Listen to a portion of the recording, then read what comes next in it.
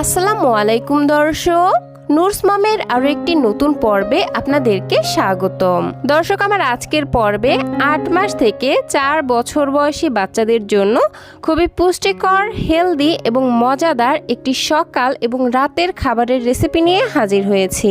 দর্শক, বাচ্চাদের খাবারের প্রতি অরুচি আসা এটা খুবই স্বাভাবিক একটা ব্যাপার। অনেক সময় বাচ্চারা কোনো খাবারই খেতে চায় না, তো তাদেরকে তখন জড়াজড়ি না করে পুষ্টিকর এই খাবারটি তৈরি করে খাওয়াতে পারেন। ইনশাআল্লাহ বাচ্চা খুবই মজা করে খাবে। আর যেহেতু খাবারটি পুষ্টিতে পরিপূর্ণ এবং ক্যালোরি বহুল একটি খাবার, তাই এই খাবারটি বাচ্চারা অল্প পরিমাণে খেলেও অধিক পরিমাণে পুষ্টির চাহিদা পূরণ হয়ে যাবে। তাহলে আর কথা না বাড়িয়ে সরাসরি চলে যাচ্ছি মূল আয়োজনে। এই খাবারটি তৈরি করতে প্রথমেই 4টি খেজুর খুব ভালোভাবে ধুয়ে নিয়েছি। এবার খেজুরের বিচিগুলো ফেলে দিয়ে এগুলোকে ছোট ছোট টুকরা করে একটু ছিঁড়ে নিচ্ছি। এই তো এখন এই খেজুরগুলোর মধ্যে কিছুটা পরিমাণে নর্মাল পানি দিয়ে দিচ্ছি, যাতে এগুলো ভিজে অনেকটা নরম হয়ে আসতে পারে। এবার এটাকে একটা সাইডে রেখে দিচ্ছি। খাবারটি তৈরি করতে আমাদের আরও লাগবে বাচ্চার চাহিদা অনুযায়ী চাল। আমি এখানে 2 টেবিল চামচ পরিমাণ পোলাওয়ের চাল নিয়ে নিচ্ছি। কিন্তু বাবুর যদি কোষ্ঠকাঠিন্য কিংবা গ্যাসের সমস্যা থাকে, তাহলে এখানে পোলাওয়ের চালের পরিবর্তে রেগুলার ভাতের চাল নিয়ে নেবেন। চালগুলোকে আমি কয়েকবার পানি চেঞ্জ করে খুব ভালোভাবে ধুয়ে নিব। এই তো চালগুলোকে ধুয়ে নিয়েছি, আর এটাকেও একটা সাইডে রেখে দিচ্ছি। এই খাবারটি তৈরি করতে এখানে আরও নিয়ে নিচ্ছি একটি গাজর এবং ছোট সাইজের একটি গোল আলু। আমার কাছে মিষ্টি আলুটা নেই, সেজন্য আমি এখানে গোল আলুই নিয়ে নিয়েছি। আপনাদের কাছে মিষ্টি আলু থাকলে এখানে গোল আলুর পরিবর্তে মিষ্টি আলু নিয়ে নেবেন। এগুলোর ওপরের খোসা ছিলে ফেলে দিয়ে ভেজিটেবল গ্রেটার দিয়ে এইভাবে গ্রেট করে নিয়েছি, আর খুব ভালোভাবে পানি দিয়ে ধুয়ে নিয়েছি। এবার সরাসরি চুলায় চলে আসলাম। প্যানের মধ্যে ধুয়ে রাখা চাল, গ্রেট করে রাখা আলু এবং গাজর একসাথে দিয়ে দিচ্ছি। আর একটা কথা, আমি কিন্তু এখানে সম্পূর্ণ গাজরটা নিইনি, 1 টেবিল চামচের মতো হবে। আপনারা আপনাদের বাচ্চাদের চাহিদা বুঝে এখানে চাল এবং সবজির পরিমাণটা কমিয়ে বাড়িয়ে নিয়ে নেবেন। তো যাই হোক, এবারে সব কিছু সেদ্ধ হওয়ার জন্য দিয়ে দিচ্ছি পরিমাণ মতো নর্মাল বিশুদ্ধ খাবার পানি। আমার এখানে 1.5 কাপের মতো পানি লেগেছে। তবে যারা বাচ্চাদেরকে গরুর দুধ খাওয়ান, তারা চাইলে এখানে পানির পরিবর্তে গরুর দুধ দিয়েও খাবারটা রান্না করতে পারবেন।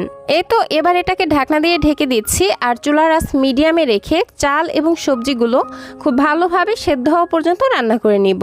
মাঝে মধ্যে ঢাকনাটা তুলে একটু নেড়েচেড়ে দিতে হবে, যাতে প্যানের নিচে চালগুলো লেগে না যায়।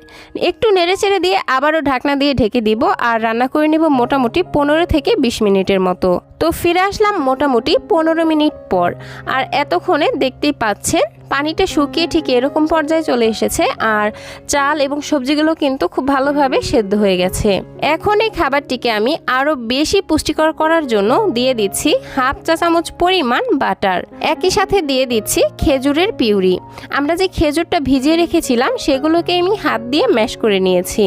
এই তো এখন নেড়েচেড়ে প্রতিটি উপাদান খুব ভালোভাবে মিশিয়ে নিচ্ছি, আর আমার বাচ্চার চাহিদা অনুযায়ী খাবারটিকে আরও একটু ঘন করে নিচ্ছি। আমি এই স্প্যাচুলা দিয়েই আমার বেবির পছন্দ অনুযায়ী খাবারটিকে একটু ভেঙে ভেঙে নিচ্ছি। তবে যে বাচ্চারা একেবারেই দানাদার খাবার খেতে পারে না, তাদের ক্ষেত্রে এই খাবারটিকে আলু ম্যাশার দিয়ে ম্যাশ করে নিতে পারেন। এই পর্যায়ে যে যেমন লিকুইড রেখে বাচ্চাকে খাবারটি খাওয়াতে চান, সে সেরকম লিকুইড রেখে চুলা থেকে নামিয়ে নেবেন। আমি খাবারটিকে ঠিক এরকম একটু ঘন করে নিচ্ছি, আর এইরকম অবস্থায় রেখে চুলা থেকে নামিয়ে নিচ্ছি।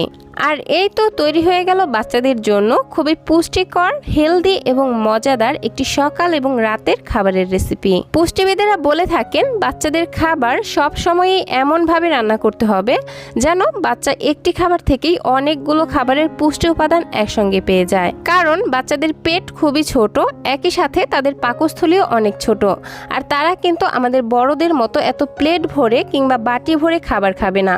কিন্তু তাদের পুষ্টির চাহিদা একজন অ্যাডাল্ট মানুষের থেকেও অনেক বেশি থাকে। তাই বাচ্চার প্রতিটা খাবার এমনভাবে তৈরি করতে হবে যে খাবারটি বাচ্চা অল্প পরিমাণে খেলেও তার শরীরের অধিকাংশ পুষ্টির চাহিদা পূরণ হয়ে যাবে। তো যাই হোক, এই পর্যায়ে যারা বাচ্চাদেরকে ফর্মুলা মিল্ক খাওয়ান তারা ফর্মুলা মিল্ক গুলে এইভাবে এই খাবারটির সঙ্গে মিশিয়ে নিতে পারেন। আর যারা বাবুদেরকে ফর্মুলা মিল্ক কিংবা গরুর দুধ কোনোটাই খাওয়ান না, তাদের ক্ষেত্রে আর কোনো কিছুই মেশাতে হবে না, জাস্ট এইভাবেই বাচ্চাকে খাইয়ে দিবেন। তো দর্শক, এই ছিল আমার আজকের আয়োজন। আশা করছি আমার আজকের ভিডিওটি আপনাদের কাছে ভালো লেগেছে। ভিডিওটি থেকে যদি সামান্যতম উপকৃত হয়ে থাকেন তাহলে প্লিজ নিচে থাকা লাইক বাটনে একটি লাইক দিয়ে দিবেন। ভিডিও সংক্রান্ত কোনো প্রশ্ন থাকলে অবশ্যই আমাকে কমেন্টে জানাবেন, আমি ইনশাআল্লাহ উত্তর দেওয়ার চেষ্টা করব।